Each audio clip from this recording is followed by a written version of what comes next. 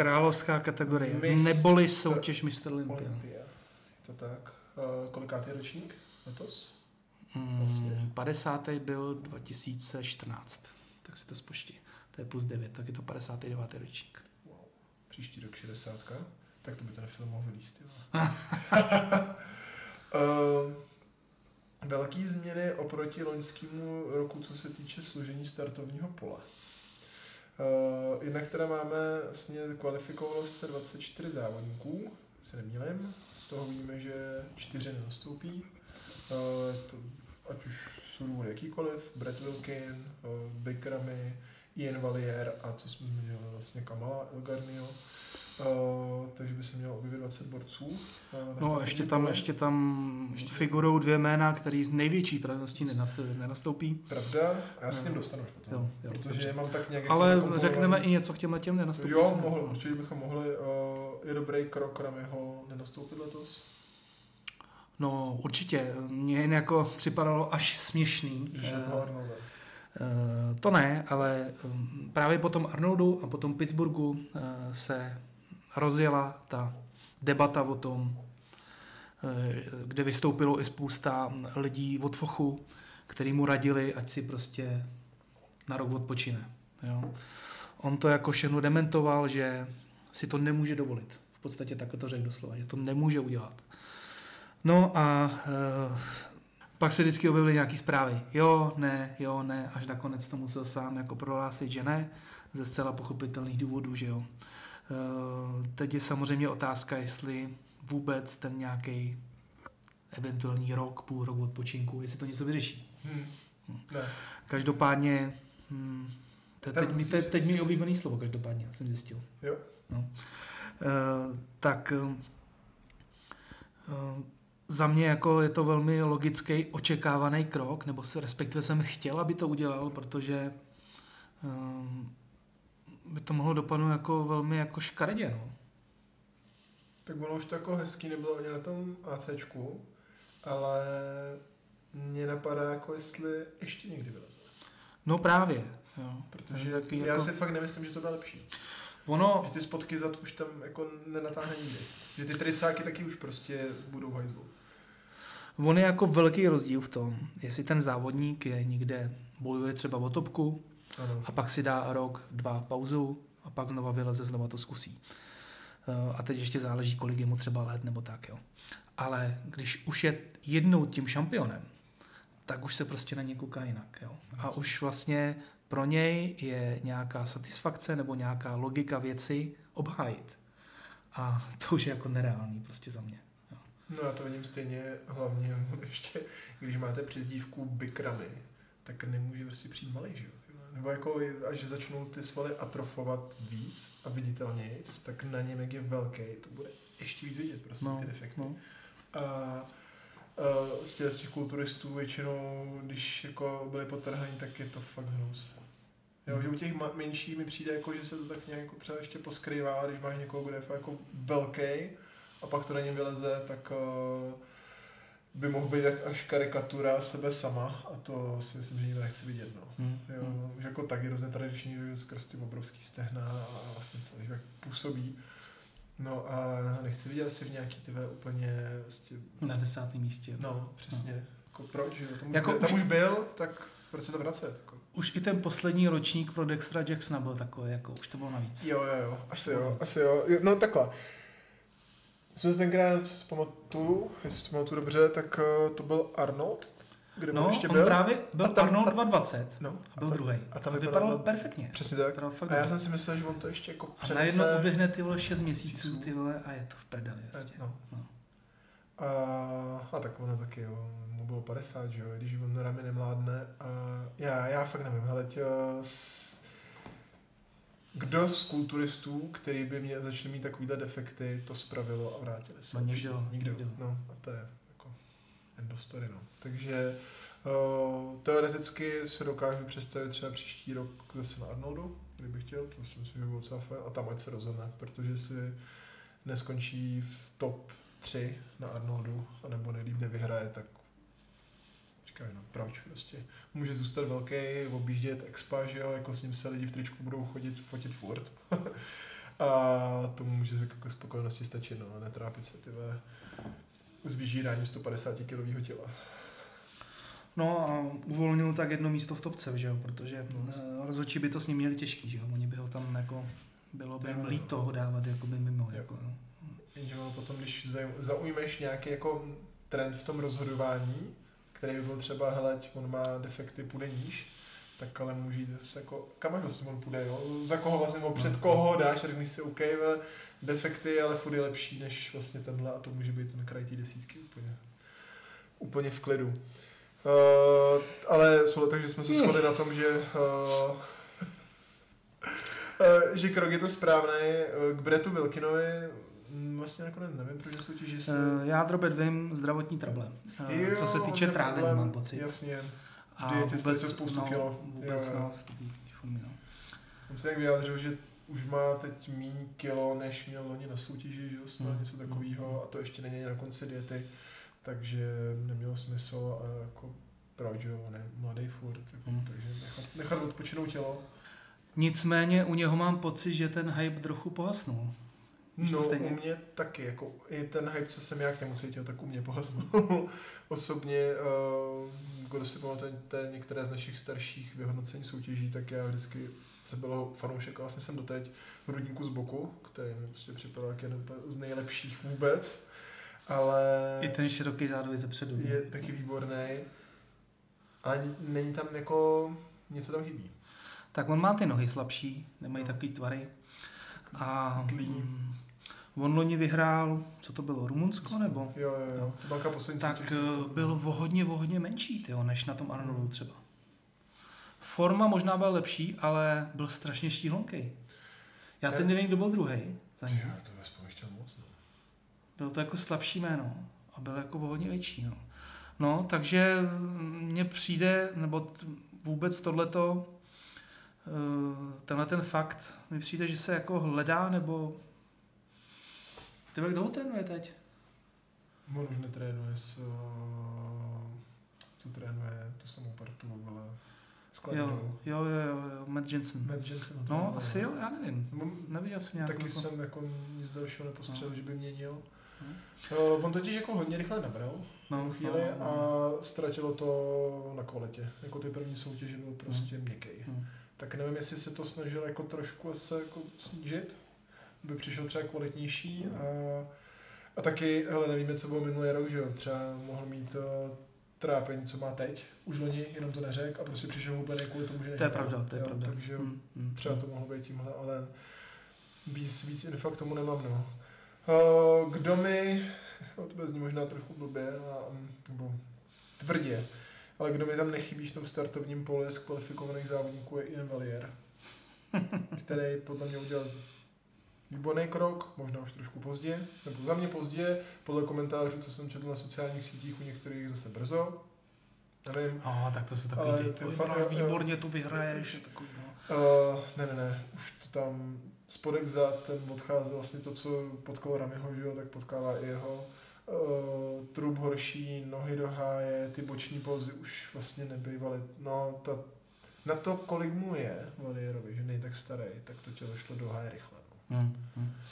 No, já jsem se tady vyjadřoval v minulém podcastu nebo předminulým, že to je moudrý krok od něj a že ačkoliv se vyjadřoval, že to nemá nic společného ani ne se zdravím, ani ne s výkonností, tak právě s tou výkonností to určitě souvislost má.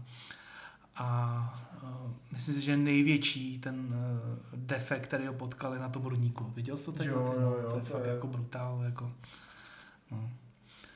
Takže je škoda, že se nepotkají s Kryžánkem opět. To mě jediný štve, nevím, jsem to někam, jsem to psal na tobě, anebo jsem to psal někam do diskuze, že to je fakt jediná věc, co mě na tom štve, že tam nebude, že mu Kryžo nevrátí tu lonskou porážku.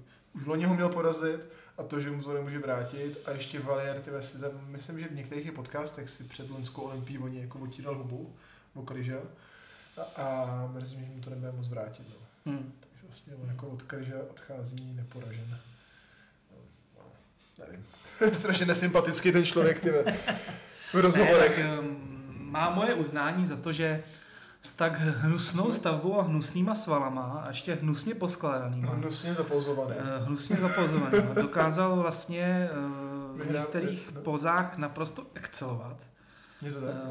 A vlastně dostal se na hranici topky, jako 7. místo v Olympii. To je jako nádhera. Jako, když tenkrát vyhrál tu kanadskou Olympii, nebo co to bylo, tak jsem si ani ve snu nemyslel, že by to mohl takhle daleko dotáhnout. Jako. A docela má i dost vítězství, tyjo. On se to nezdá. No. Ale on má 6-7 vítězství. Tak on bral nějaký nějaký Vancouver, Texas pro a druhý na Arnoldu byl. No. Takže gratulujeme k bohaté kariéře. Jo, no. Pustíme se do těch, co se kvalifikovali? Ne. No ještě jsou tam ty 2 jména. Ještě musíme zmínit ty 2 jména. Ještě 2 jména a já jsem pak ještě taky něco chtěl říct skrz to startovní pole, ale zmíň teda ty 2 jména. Ty 2 jména, u kterých jako je velká šance, že nenastoupí. A u obou je ten problém asi stejný a to je z důvodu nedostání víza.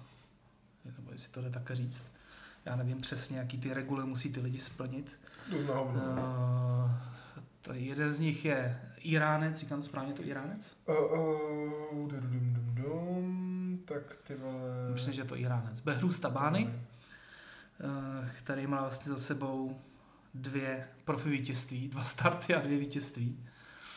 A všem dobře známý Nathan Diasha, který má těch vítězství daleko víc. Ale tam je problém u Diashi, že má záznam. No. A to je v hajzlu. A jako zažil jsem kontrolu na cestě do Ameriky a to jsou hovada. To je fakt jako pakáda, takže tam, kdy věřím tomu, že on se tam už nepodívá. Za prvý, že má ten záznam a za druhý prostě jak jako vypadá, že je velký a malík, no. Takže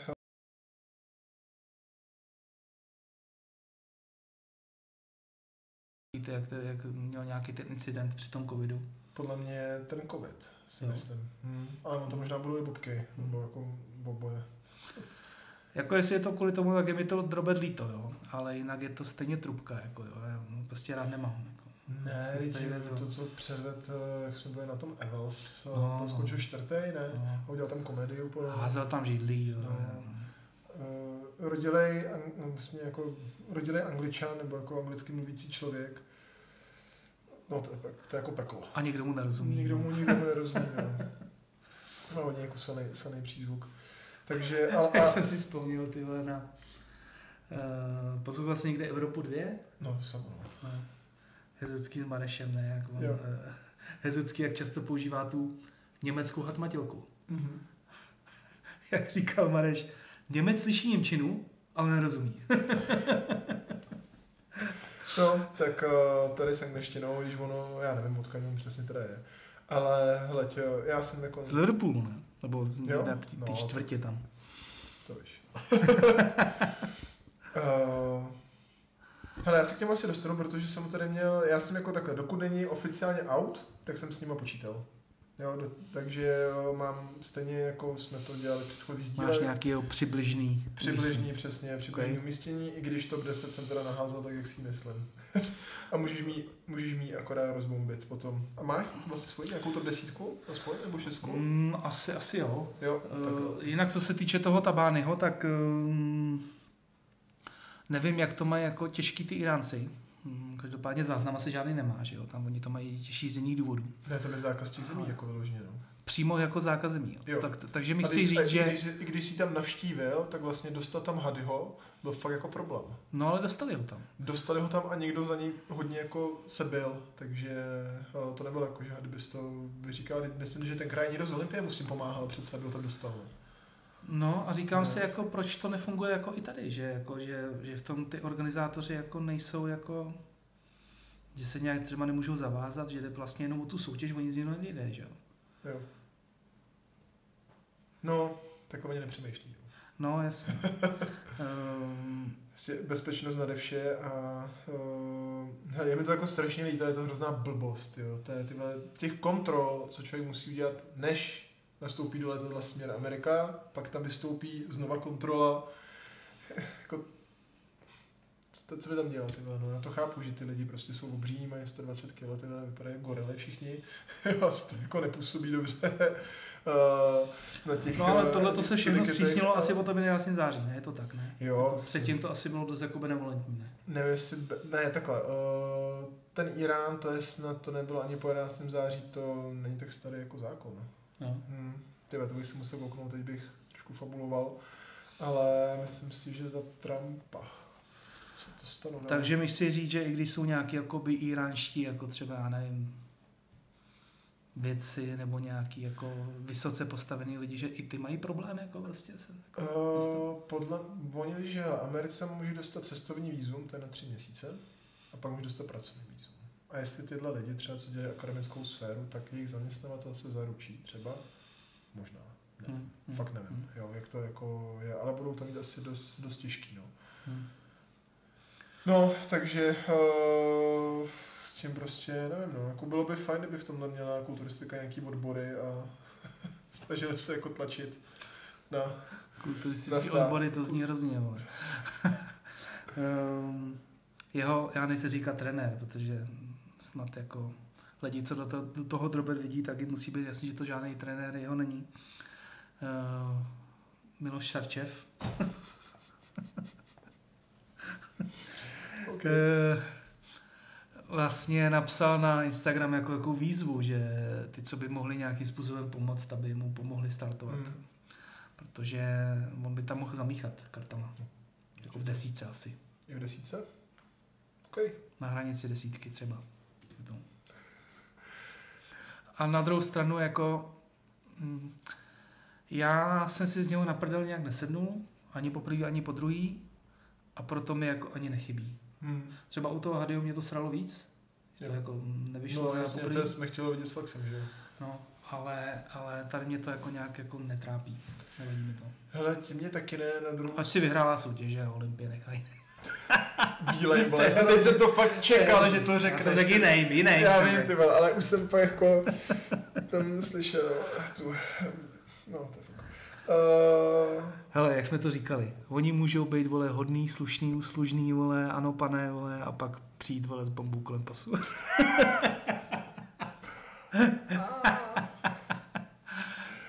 Jsem neslyšel. Ne, jako bombastický ročník to bude. Mě tam chybí z toho důvodu, že dvakrát přišel, dvakrát skvěle připravený a chtěl bych to vidět.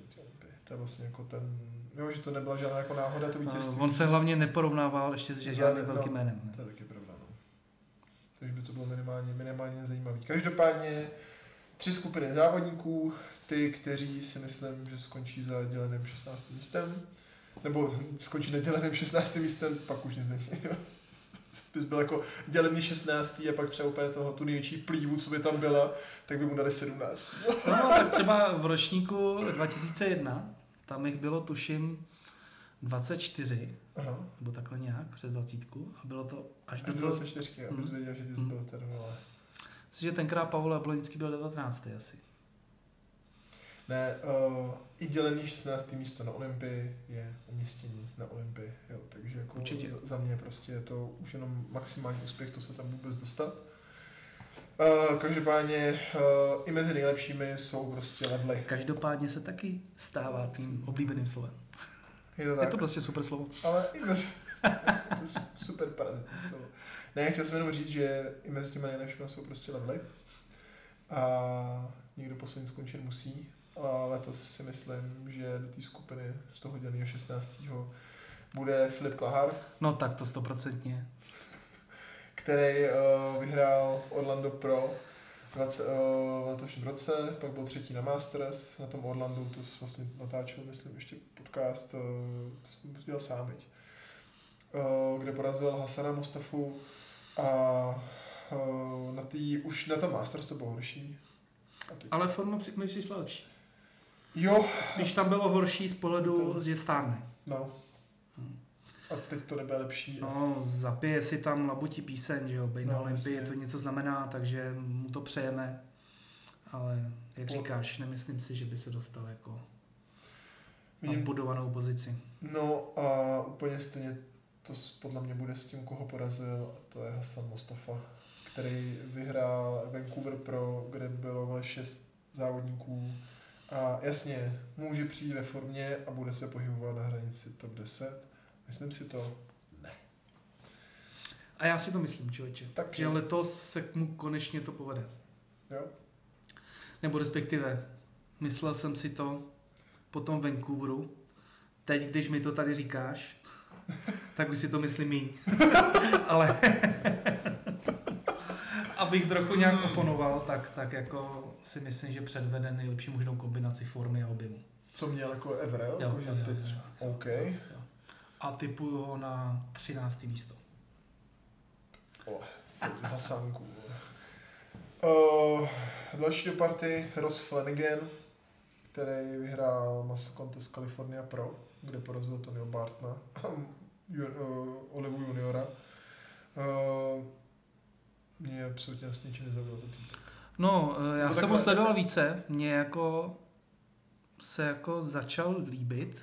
Líbí se mi i projevem, on je hodně podobnej. Je to podobný týpek jako Antoine Vaillant. Mají podobný projev, co se týče natáčení videí a tak.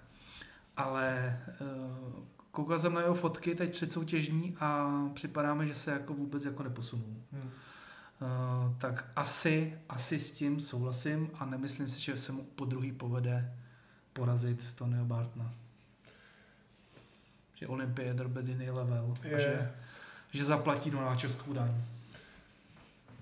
Možná ho neporazí, ale já toho Tonya mám vlastně mezi tou 16 taky. Fakt, jo? Ale mám ho tam kvůli tomu, že my jsme se bavili, myslím, že minulý rok jsem mu věřil a ty si říkal, to by se moc nelíbí. A on skončil na 16. takhle to řekl, že se mi jaký nelíbí a skončí na 16. Jo. Ne, hele, a mně se jako začal líbit. Na těch posledních fotkách, co dával, vypadá fakt pěkně, ale on pak přijde do těch porovnávaček a je malej. Je malej, no. Tam je fakt jako úzký a malej. A musí být 100% forma, no, protože on jak ji nemá, tak ta plasticita není taková, nebo respektive stává se kritickou i při horší formě. A on má ten grainy look, ale když tu formu má. Trošku. Dobře, ne moc, OK, tak jenom trošičku. No, teď vůbec nevím, co jsem chtěl říct. Malej musí být ve formě. Predátor, vole. No, mě překvapil na tom New Yorku. Nečekal jsem, že bude až tak jako vyčnívat tam. Ten se mu fakt jako povedl. Na druhou stranu to jde na to a... Že jako vyčníval... Kdo byl druhý na New Yorku? Víš to jméno ještě teď? Stuart Sutherland. No, a třetí byl jako se vší úctou. Viděl jsi to teď? Ne. Ty nový fotky. Ty vypadá dobře, jo. No, ale jako koho prostě... Jede kvalitní objemovku, ostřihal tu křtici, nebo co to jo, to bylo... Květák. Jo, on jako vypadá dobře, ale... Vyhrá jako... On má přezdívku Beef Stew. Když napíšeš Beef, mezera, Stew. Jo. Okay. Teď poslední cifr. Jo. Tohle, no. Podívej se. I pěkně dává tu gorilku. To je fakt jako nabuchaný. To je slušný brutálek. No, ale jako jinak ten New York se všude jako... Není to prostě, když vyhraje, jako není to New York Pro a New York Pro. Hele, New York je už dlouho jako, mi přijde jako je slabší. Že jako dřív, že jo, třetí největší soutěž, možná. Tak už ani omylem, no. No, každopádně si myslím, že to neskončí. I když teda já jsem měl Tabányho vlastně jako na hranici někde, nebo mezi těma, co budou topky, když nebude, tak se to může posunout. Kamal taky není. No, zajímá mě teda na úkor koho? Koho si teda šoupnul do té 15. No, tak ještě doříkám ten zbytek, kdo si myslím, že se nedostane do 15, bude Roman Fritz. Že bude super, ale prostě zůstane. A tak to já mu věřím. To uvidíme, jako takhle. On měl letos hodně akční sezonu. Hodně. Hodně. 2x5, 1/4, 1/3, 2x2 a vítěz Big Man Weekend Pro. No, Luboš Chládek, pojídající pohankový salát, se tomu pousmál, ale jako je to slušná nálož, no. Ne, no. Tohle, že udělal Hasan, ne, ty vole? Počkej, ne. Teda já se pletu, Hasan to byl, že Jo, Hasan to byl. 9 nebo kolik měl, z takovýho. Jako, zase, je to jako hustý, když to porovnáš s 90kama, kdy to třeba bylo jako běžný, si jich střihnou 4.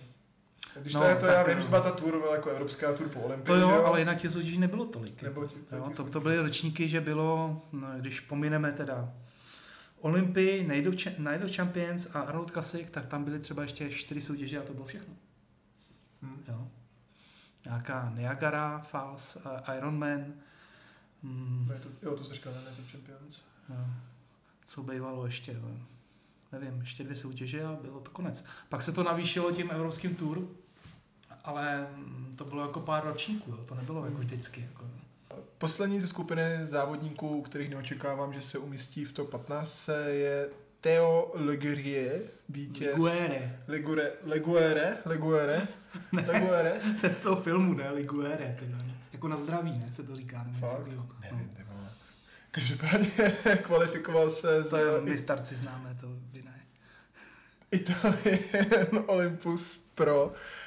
Měl docela zajímavou sezonu, šel takhle jako pěkně s každou soutěží se zlepšoval, 6. místo, 4., 2. a nakonec se pro tu kvalifikaci došel. Loni byl na Olympii 16. a myslím si, že letos to zopakuje. No, mě překvapilo, protože já jsem v nedávném podcastu právě říkal, že ta jeho účast na Olympii, že by mohla být docela ojedinělá, že bude mít jako velký problém se tam dostat, zvlášť když není žebříček. No a on vydržel, soutěžil a zaslouženě přines kvalifikaci. No. Došel si proto, ale nevím. Samozřejmě může se stát, že někdo potom za 10. místem, nebo z těch závodníků, co očekáváme za 10. přijde z formy a on se nějak do této 15 dostane. Ale za mě jsou tam lepší a jeden z nich, kterýho už očekávám na tom klasifikovaném žebříčku, je Justin Shear. Ten se kvalifikoval vítězstvím na Chicago Pro, kde porazil Del Rosu, takže zatím za sebou nemá nějaký velký zářez. Ale... Mně se líbí. Řekni mi. Další svěřenec našeho oblíbeného trenéra Metta Johnsona. A jeho proporčnost budí jako obdiv. Zvlášť biceps zepředu, k tomu vákuum. Přesně tak, ty čelní pozy jsou super, boční taky, co ho posune za top 10 za mě budou slabší zádový pozy, kde chybí ještě maso, kvalita, ostrost a nemyslím si, že to tak rychle dožene za ten půl rok. No, Trošku mě napadlo, že by to mohl posrat, že by jako vůbec neudělal formu, ale zase mi to nesedí k tomu trenérovi, oni se to vždycky pohlídají. Takže asi souhlasím, že by kolem toho 15. 14. místa, že by mohl být. Další 2 závodníky, které jsem očekával za top 10, ale v top 15 jsou Behruz Tabány a Kamal El Gargni, o kterých už jsme se bavili. O těch jsme se bavili. Přesně. Já bych tam viděl toho Frice. Místo Kamala? Místo třeba Kamala a toho Mostafu jsem říkal. To je pravda, no. Koho očekávám, že se konečně posune z top 16 mezi klasifikovaný, je Andrea Presti, vítěz z Mr. Big Evolution Pro. Proč si to myslím? Protože se stal mým oblíbencem tím, jak každý rok chodí vždycky jako o trošku lepší, ale na té postavě je to znát a hlavně se jedná o tu dolní polovinu těla, na kterou vždycky dojížděl, kde nabral pár kilo, ale furt to prostě nedohání ten vršek. No, mně se líbí moc. V posledním podcastu jsem ho taky strašně chválil, protože vlastně je to trojnásobný šampion portugalského Mr. Big Evolution Pro. To jako 3 soutěže po sobě, stejně 3 ročníky, to jako málo kdo takhle veme. Víkám si zajet. No a je jakoby furt lepší, furt jako detailnější a taky věřím tomu, že by letos se konečně posunul na nějaký bodovaný místo. Teď jsem koukal na ty jeho nohy, je jako strašně zajímavý, jak oni z boku jsou perfektní, je tam krásně vidět ten hamstring, docela jako masitej. Zezadu jsou prostě super, vyřezaný zadek, hamstringy tam jsou. Ale zepředu mají prostě ty tvary debilní. Ani by mi nevadilo, že ty nohy jsou jako menší, ale vadí mi ten tvar, má tam jakoby tu slzu takovou velkou a jsou takový jako strašně jako nižší úroveň. No. Myslíš, že na to koukají rozhodčí? Na tvar? A nebo že už se dneska prostě jede jenom tak, objem, zářezy? Luboš Chládek by určitě, Luboš strašně miluje, když ho zmiňuju, takže mě to taky baví. Luboš Chládek už je zmínil, že oni na to koukají jakoby ze spodu, tak by eventuálně mohli... Proto se taky fotí, jo, Luboš? Ano, přesně, to je ten důvod. Takže by mohli jako vidět ty jeho nohy objemnější, ale zároveň zase to uvidí i u ostatních, že jo, takže jako nohy jsou prostě velká partie, no. No. Jako pro ní hraje to, že široký jak vrata, to je jedna z nejširších koster, co tam vůbec je. Jako jeho klasický Mouse Maskor tam by mu bylo o titul, ten je prostě perfektní. Boční pózy má silný, i zezadu, i když ty jako záda nejsou jako top, tak prostě tím, jak je široký, jo, tak jsou super. Bije spoustu závodníků. No. S kým myslím, že se potká v nějaký vyvolávačce, je Charles Griffin, kterýho mám jako posledního závodníka v té skupině, kde očekávám 11 až 15. Ten se kvalifikoval vítězstvím z Legion Sportsfest Pro, loni byl 14.